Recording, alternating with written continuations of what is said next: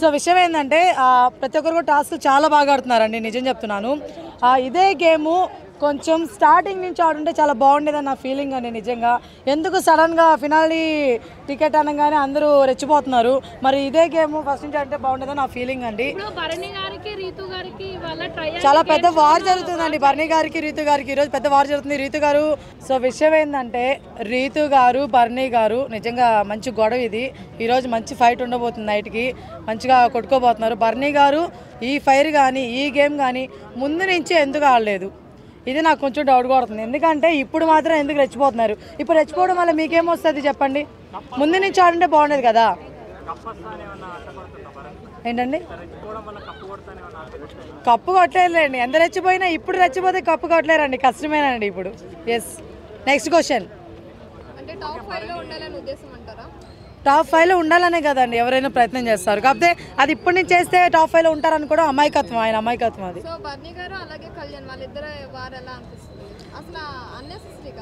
అవునండి, అన్నెసెసరీ అసలు. ఎందుకంటే ఇప్పుడు కళ్యాణ్ గారిది ఎలా ఉంటుంది స్వచ్ఛమైన మనసు, బర్నీ గారిది ఇంకా చిన్నపిల్లల మనసు. సో ఇద్దరు మంచోళ్ళే, కాకపోతే ఇప్పుడు కొట్టుకోవడానికి కారణం ఏంటంటే ప్రతిసారి వాళ్ళు అలానే వదిలేసుకుంటూ వచ్చారు. ఇప్పుడు లాస్ట్ ఈ సిచ్యువేషన్స్లో కూడా ఇలానే వదిలేస్తే మాత్రం కరెక్ట్ కాదు. సో ఫైట్ చేయాలని చెప్పేసి గట్టిగా ఫైట్ చేస్తున్నారు. ఫైటింగ్ కరెక్టేనండి, కాదంటలేదు, కానీ నిజం వైపు ఉండండి, నిజాయితీ కాదని నేను కోరుకుంటున్నాను. ఆబ్వియస్లీ మీకు నేను మొన్న కూడా చెప్పాను, ఇప్పుడు సంజయ్ గారు మాట్లాడింది మొన్న కరెక్ట్ అన్నప్పుడు నేను కూడా చెప్పాను సిచ్యువేషన్ తగ్గట్టు మాట్లాడాలని చెప్పాను.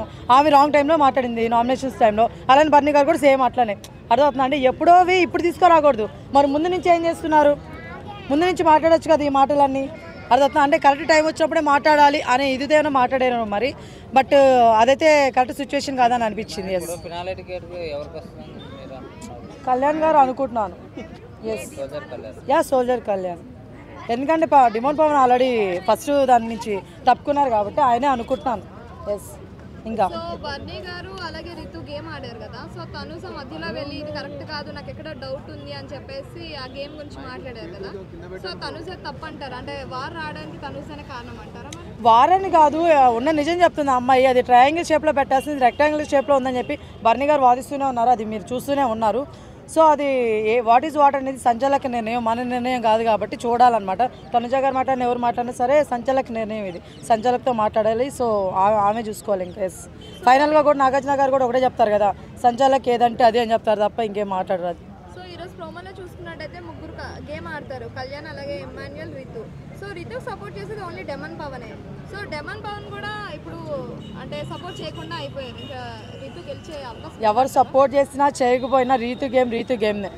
ఫస్ట్ నుంచి కూడా అమ్మాయి గేమ్ పరంగా బాగానే ఆడుతుందండి, నిజం చెప్తున్నాను.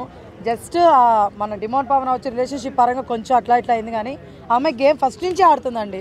ఎక్కడ కూడా గివప్ ఇవ్వలేదు, ఎక్కడ కూడా నేను ఆడను అని ఎక్కడ అనలేదండి. సో గేమ్ పరంగా అమ్మాయి చాలా గుడ్ అండి. ఎవరు సపోర్ట్ చేసినా చేయకపోయినా రీతు గేమ్ ఆడుతుంది. అంటే డెమన్ పవన్ రితు వాళ్ళిద్దరు గేమ్ చెడగొట్టుకున్నారు అనుకోవచ్చా మరి? ఆబ్వియస్లీ కాదండి. ఎస్, 20/20 ఎంత మేడం? 20/20 నాకు తెలియదు బ్రదర్, 1 అనుకుంటా.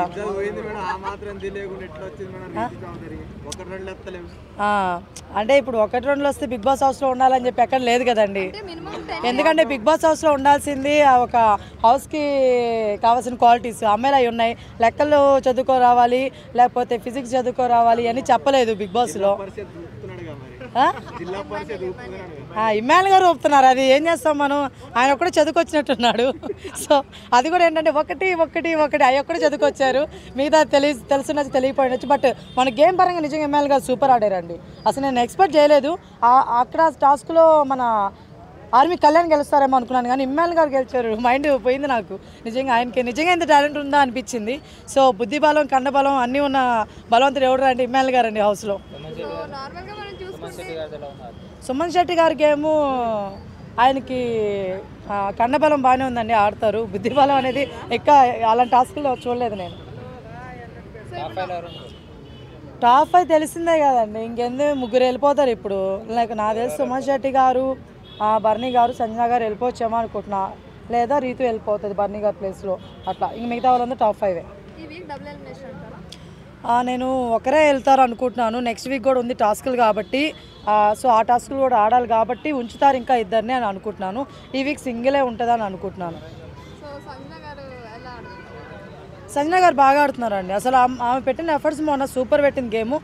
ఇక్కడ చిన్న ఇదేంటంటే కెమెరామ్యాన్ తప్ప సంజలకు తప్ప నాకు తెలియదు, కానీ మన ఇమ్మాయిల్ గారు కూడా నెత్తి మీద వేసుకున్నారండి, సారీ నడుము కట్టుకున్నారండి తాడు. దాన్ని ఎవరు గమనించలేదు. మన ఆమె మాత్రం చేతిలో వదిలేసిందని చెప్పేసి గేమ్ని తీశారు. మరి ఆయన చేసింది కూడా మిస్టేకే కదా, దాన్ని ఎందుకు మన వాళ్ళు గమనించలేదు నాకు తెలీదు. అది నాగార్జున గారు మాట్లాడాలని నేను కోరుకుంటున్నాను. ఎస్, విన్నర్ మీకు ఎప్పుడు చెప్తూనే ఉన్నాను, నా పరంగా ఇమ్మాయిల్ గారు అని చెప్తున్నాను. ఇంకా మీ పరంగా ఎవరిష్టం వాళ్ళది. నేను అనలేదండి, నేను ఫస్ట్ నుంచి కూడా ఇమ్మాయిల్ అంటున్నా. మీరు ఏ వీడియోలోకి వెళ్ళైనా చూసుకోవచ్చు, ఎక్కడైనా చూసుకోవచ్చు. అందరూ అంటే నేను ఏం చేయగలుగుతానండి, ఎవరి ఒపీనియన్ వాళ్ళదండి. సో అదే తను వినే ఛాన్స్ లేదా? అయ్యో నేను తనుజాని హేట్ చేయట్లేదండి, తనుజానే కాదు, నేను బిగ్ బాస్ హౌస్లో ఎవరిని హేట్ చేయను. విషయం ఆఖరికి మా నాగార్జున గారితో సహా నేను ఎవరిని హేట్ చేయను.